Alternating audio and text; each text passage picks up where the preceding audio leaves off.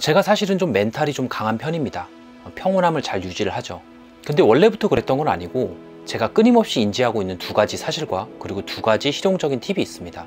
첫 번째는 평균점 회귀에 대한 내용이에요. 우리에게 발생되는 사건은 좋고 나쁨의 변폭을 가지죠. 아시다시피 인생은 그냥 꼿꼿한 평행선으로 갈 수가 없죠. 항상 지그재그 형태로 갑니다. 좋은 일이 발생했을 때 이걸 레퍼런스로 삼으면 그 다음은 필연적으로 나쁜 일이 됩니다. 반대로 나쁜 일이 발생했을 때 이걸 레퍼런스로 삼으면 그 다음 일은 필연적으로 좋은 일이 되죠. 멘탈이 강한 사람들은 이런 사실을 인지하고 있습니다. 우리의 인생이 지그재그이기 때문에 액땜했다는 말도 여기서 나오는 거죠. 나쁜 일이 있으면 그 다음 일은 항상 좋은 일이 발생되기 때문이죠. 사실 세상에는 우리가 통제할 수 없는 일들이 너무나 많죠. 우리가 그것들을 통제할 수 없기 때문에 우리는 그걸 운이라고 부르고 그 영향이 너무나 크기에 우리는 성공은 운이라는 말도 나오곤 하죠. 그러나 인생 전반에 걸쳐서 길게 보면 결국은 이제 평균점 회귀입니다. 실패를 하던 성공을 하던 우리가 가진 역량에 따라서 결국은 이제 될 놈 되린 거죠. 그렇기 때문에 우리는 좀 길게 보는 게 좋습니다. 각각의 사건들에 대해서 일희일비할 필요가 없다는 거죠. 두 번째는 시간 만능주의입니다. 여러분들도 아시겠지만 시간은 모든 걸 해결해 주죠.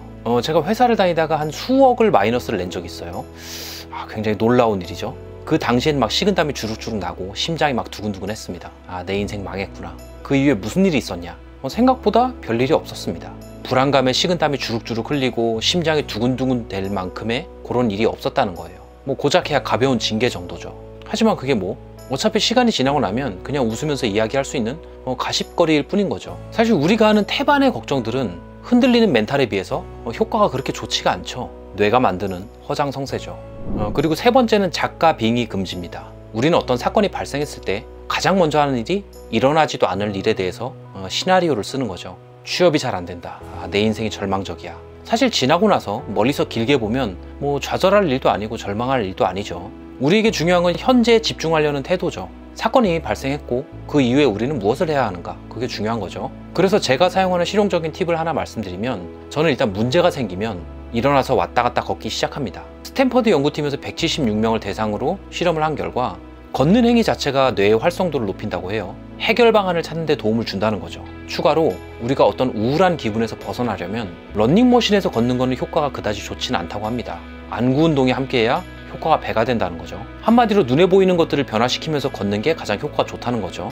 우울감도 없애고 해결책도 찾아내기 쉽고.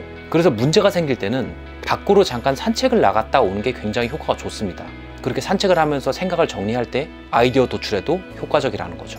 그리고 네 번째는 언어 조정입니다. 저는 일단 어떤 문제가 생기면 오케이, 쉽지가 않네, 일단 알았어 라는 말로 시작을 합니다. 여기서 알아둬야 될 사실은 이 심리 상태가 언어로 반영이 되기도 하지만 언어가 심리 상태를 반영하기도 한다는 거죠.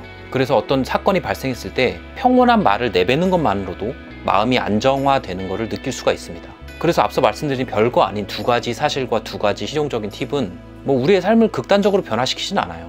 하지만 최소한 안정감 있는 사람이라는 타이틀은 얻을 수 있게 만들어주죠.